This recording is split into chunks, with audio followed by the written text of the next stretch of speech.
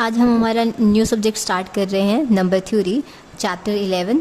ठीक है, जो हमारा बीए में इंक्लूडेड है और बीएससी कॉमन सब्जेक्ट है। ठीक है, यहाँ पे आपका चैप्टर 11 है, जिसमें आपकी है Fermat's theorem, Euler's theorem, Wilson theorem and Chinese remainder theorem. ये सभी नेमिंग थ्योरम्स है और इम्पॉर्टेंट थ्योरम्स है, तो आपको इनके बारे में इनके थ्योरम्स भी आनी चाहिए। और थ्योरम्स का जो रिलेटेड जो है आपका रिजल्ट है वो आपको न्यूमेरिकल्स में यूज़ होगा। ठीक है, सो थ्योरम को अच्छी तरह से समझेंगे और फिर इस थ्योरम को हम हमारे न्यूमेरिकल्स में अप्लाई करेंगे। ठीक है, फर्स्ट तो थ्योरम का क्या है, बेस बना रही है। तो थ्योरम, मेन थ्योरम से पहले उसकी बेस थ्योरम करेंगे हम, उसके बाद उसकी मेन थ्योरम करेंगे। ओके, तो फर्स्ट थ्योरम है हमारे पास फर्मर्स थ्योरम से related. If p is a prime number and ai denotes an integer, then a1 plus a2 plus a3 plus up to an raise to the power p equal होगा आपका a1 power p plus a2 की power में p plus a3 की power में p up to so on anth की power में p। और साथ में क्या रहेगा, कुछ मल्टीपल में रहेगा p का। ठीक है, ये चीज़ हमें क्या करनी है, प्रूव करनी है, जहाँ पे mp हमारा क्या रिप्रेजेंट कर रहा है, p के मल्टीपल को रिप्रेजेंट कर रहा है। ठीक है, कहाँ से स्टार्ट करके चल पड़े। देखो, अगर कोई भी टर्म्स होती हैं उसके ऊपर पावर में अगर रिप्रेजेंट हो रहा हो ना, तो वहाँ पे हम डायरेक्टली हमारे क्या अप्लाई करते हैं, बाइनोमियल थ्योरम। यहाँ पे क्या है, nth टर्म्स हैं, तो हमने स्टार्टिंग में क्या किया, 2 टर्म्स ली और उस पर उसकी पावर होने की वजह से उस पर हमने बाइनोमियल थ्योरम अप्लाई कर दी। 2 के लिए हम इजीली सॉल्व कर सकते हैं, हमने जो है आपके 11+2 में पढ़ा है। ठीक है, तो हमारे पास बाइनोमियल थ्योरम किस तरह से एक्सपेंड होती है, a1 प्लस में a2 raise to the power p equal होता है, फर्स्टली आता है p c 0 और फर्स्ट वाली जो टर्म होती है उसकी पावर में p और सेकंड की पावर में क्या आता है, 0, मतलब ये वाली पावर्स चलती है। नेक्स्ट क्या है, p c 1, तो a1 की पावर में क्या होता जाएगा, देखो a1 की जो पावर है वो डिक्रीज़ होती चली जाएगी लास्ट तक, ये लास्ट में बिल्कुल 0 हो जाएगी, और इसकी क्या होगी, इंक्रीज़ होकर मैक्सिमम हो जाएगी लास्ट तक। तो यहाँ क्या हो गया, p c 1 a1 p1 minus 1 और a2 की पावर में 1 plus up to so on p c p1 p minus 1 a1 की पावर में 1 a2 की पावर में p minus 1 plus p c p a1 की पावर 0 हो गई है अब यहाँ पे, और a2 की पावर मैक्सिमम हो गई है यानी p हो गई है। ठीक है, कुछ इस तरह से हम हमारे बाइनोमियल थ्योरम को एक्सपेंड करते हैं। अब ये जो होते हैं ना, इनकी कॉम्बिनेशंस की वैल्यू किस तरह से फाइंड आउट की जाती है, एक कॉम्बिनेशन की वैल्यू मैं आपको बता दूंगी और बाकी की सभी की सेम रिजल्ट में रहेगी। ठीक है, तो c p 0 की इन केस अगर हमें फाइंड आउट करनी है तो पहले तो ऊपर वाली टर्म आती है, ठीक है, फिर नीचे वाली टर्म का फैक्टोरियल, फिर दोनों का सब्ट्रैक्शन होता है, p माइनस 0 फैक्टोरियल। ऊपर क्या हो गया, p फैक्टोरियल, 0 फैक्टोरियल हमारा 1 के इक्वल होता है। ठीक है, 0 फैक्टोरियल की वैल्यू 0 नहीं होती है, 1 होती है। ओके, तो यहाँ 1 इंटू में फिर से क्या आ जाएगा, p फैक्टोरियल, p से p कैंसिल, आंसर क्या आ गया, 1। तो यहाँ पे 1 सब्स्टिट्यूट किया, a1 की पावर p थी वो आ गया, और a2 की पावर 0। अगर किसी भी टर्म की पावर 0 होती है तो वो किसके इक्वल होता है, 1 के इक्वल। 2 रिजल्ट्स आपको यहाँ से ध्यान रखने हैं, 0 फैक्टोरियल हमेशा हमारा 1 के इक्वल होता है, और किसी भी टर्म की अगर पावर 0 हो जाए तो वहाँ से वो किसके इक्वल हो जाती है, 1 के। तो हमारी फर्स्ट टर्म कंप्लीट में क्या आ गया है, a1 p। नेक्स्ट इनको एज इट इज़ रखेंगे, इसको भी एज इट इज़ रखेंगे, और सिमिलरली लास्ट वाली को कर लेंगे सॉल्व। जो लास्ट वाला कॉम्बिनेशन है उसको सॉल्व करने के बाद यहाँ पे सिंगल टर्म बच जाएगी a2p। तो ये वाली और ये वाली इन दोनों को कंबाइन कर देंगे और बाकी जो कॉम्बिनेशन की टर्म्स थी उनको एज इट इज़ रखेंगे। ठीक है, अब नेक्स्ट स्टेप में क्या करेंगे, देखो यहाँ पे इसको समेशन की फॉर्म में कन्वर्ट कर दिया। किस तरह से, देखो आपका a1 की पावर p माइनस 1 है, यहाँ a1 की पावर p माइनस 2 है, a1 की पावर यहाँ पे क्या हो गई है, 1, a2 की पावर p माइनस 1 रह गई है। ठीक है, तो समेशन स्टार्ट हुआ कहाँ से, r इज इक्वल्स टू 1, कहाँ तक जाएगा, p माइनस 1 तक। ठीक है, लास्ट टर्म p माइनस 1 तक ही जा रही है ना, देखो यहाँ पे 1 से स्टार्ट हुआ है और p माइनस 1 तक जा रहा है, क्योंकि जो कॉम्बिनेशन है ना वो आपका इस तरह से लिखा जाता है, p c r। तो r की वैल्यू कहाँ से कहाँ तक, 1 से p माइनस 1। फिर यहाँ पे क्या है, a1 टर्म p माइनस में क्या हो रहा है, r हो रहा है, यहाँ पे भी p माइनस में क्या हुआ, r हुआ, यहाँ पे भी p माइनस में अगर मैं ये कर दूँ क्या हो जाएगा, ये 1 आ जाएगा ना यहाँ पे, तो p माइनस में r हो रहा है और a2 की पावर r के विद रिस्पेक्ट चल रही है, p-1 था ना, तो यहाँ a2 की पावर में क्या हो गया, r हो गया। तो कॉम्बिनेशन को इस तरह से हमने क्या कर दिया, समेशन में कन्वर्ट कर दिया। क्लियर है किस तरह से किया है, ठीक है। अब हमें पता है जो कॉम्बिनेशन होता है ना, उसको हम किस तरह से एक्सपेंड करते हैं, p(c(r) इक्वल होगा हमारा p factorial divided by r factorial, साथ में p माइनस r फैक्टोरियल, ठीक है। अब इसको थोड़ा एक्सपेंड कर दिया, p minus 1, p minus 2, p minus r plus 1, p minus r factorial, last तक रख दिया इसको। और नीचे भी हमारा क्या था, r फैक्टोरियल, p माइनस में r फैक्टोरियल, ठीक है। तो यहाँ से पी आर फैक्टोरियल से पी आर फैक्टोरियल कैंसिल हो गया। ऊपर से हमारे पास टर्म्स बचे रही हैं, p इंटू में p minus 1, p minus 2, p minus r plus 1 divided by r factorial, ठीक है। अब हमने जो हमारे 9th चैप्टर था उसमें एक थ्योरम की थी कि जो प्रोडक्ट ऑफ r टर्म्स है ना, वो किससे डिविजिबल होती है, r फैक्टोरियल से डिविजिबल होती है, ठीक है। तो ये हमारी किसके इक्वल लिखी जाएगी, यहाँ से product of r terms k into में कोई भी कांस्टेंट इंटू में r फैक्टोरियल। तो यहाँ से p(c(r) और ये हमारी क्या है, product of r consecutive integers, therefore it is divisible by r factorial. तो r फैक्टोरियल यहाँ से किसको डिवाइड कर जाएगा, p into p minus 1 into p minus 2 up to p minus r plus 1, इसको डिवाइड कर जाएगा। तो ये किसके इक्वल हो जाएगा, इसके इक्वल हो जाएगा। ये सारी टर्म हमारे इसके इक्वल आ जाएंगी। इसके जगह पे इसको यहाँ पे हम क्या कर देंगे, सब्स्टिट्यूट कर देंगे। और जो p था हमारा प्राइम नंबर था, इस वजह से उसकी दूसरी किसी भी नॉन नंबर के साथ या अननोन कुछ भी बोल सकते हो, उसके साथ हमेशा क्या रहेगी, उसकी GCD 1 रहेगी। तो r फैक्टोरियल यहाँ किसको डिवाइड कर जाएगा, p minus 1, p minus 2, p minus r plus 1। अब ये सारी टर्म्स हमारी किसके इक्वल आ जाएंगी, r फैक्टोरियल t, ठीक है।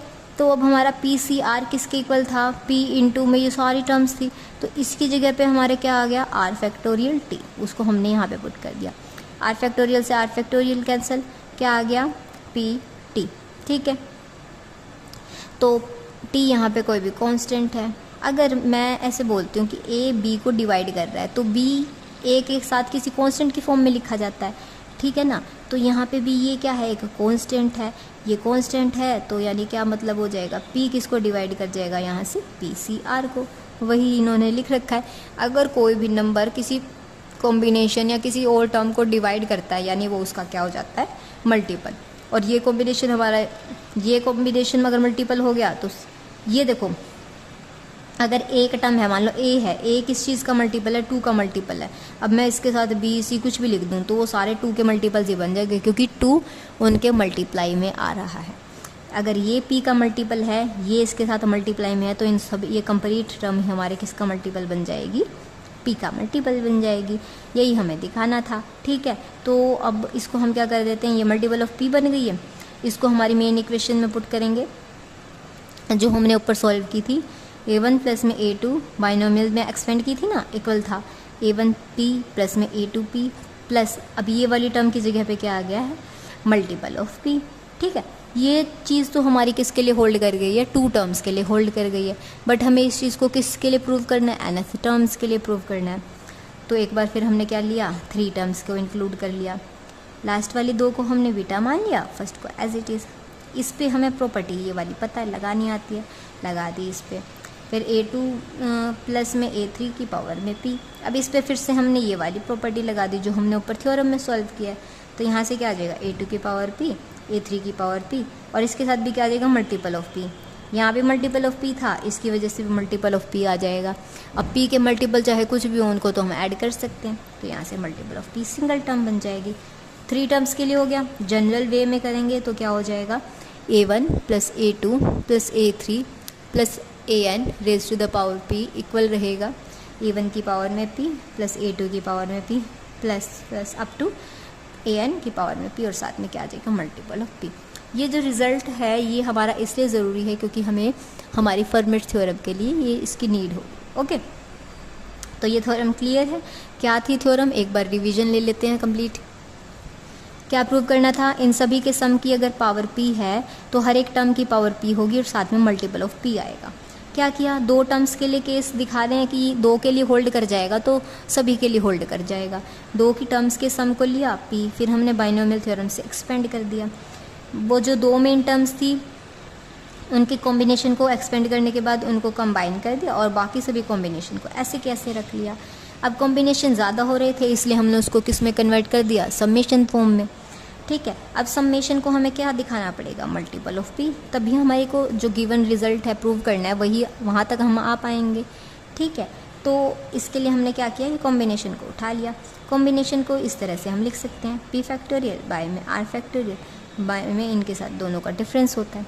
इसको यहाँ क्या कर दिया, एक्सपेंड कर दिया। अब ये क्या है, प्रोडक्ट ऑफ आर नंबर्स, और हमने 9th चैप्टर में एक थ्योरम में पढ़ा था product of R number divisible होती है आर फैक्टोरियल से। ठीक है, अब ये आर फैक्टोरियल से डिवाइड हो जाएगी। ये वाला नंबर इसके साथ क्या है, ये p क्या है, यहाँ पे प्राइम नंबर है ना। अब प्राइम नंबर किसी भी दूसरे नंबर के साथ हमेशा GCD क्या देता है, 1 देता है। अब चाहे ये प्राइम हो चाहे ना हो, इसकी और इसकी GCD हमेशा क्या रहेगी, 1 रहेगी। ठीक है, तो यहाँ से ये इस कंप्लीट को डिवाइड कर रहा था, इम्प्लाइज दैट आर फैक्टोरियल किसको डिवाइड कर जाएगा, p-1 p-2 up to p-r+1। ये इसको डिवाइड कर रहा है तो ये हमारा किसके इक्वल हो जाएगा, आर फैक्टोरियल इनटू में कुछ भी कांस्टेंट। ठीक है, तो ये वाली वैल्यू उठा के हम कहाँ सब्स्टिट्यूट कर देंगे, हमारी इस टर्म में सब्स्टिट्यूट कर देंगे। क्लियर है, यहाँ पे पुट की हमने आर फैक्टोरियल से r factorial cancel, p into t आ गया। अब अगर इस तरह से लिखा जा रहा है यानी p हमारा किसको डिवाइड कर जाएगा, इसको, कोई टर्म दूसरी टर्म को डिवाइड कर रही है यानी वो उसका क्या हो जाएगी, मल्टीपल।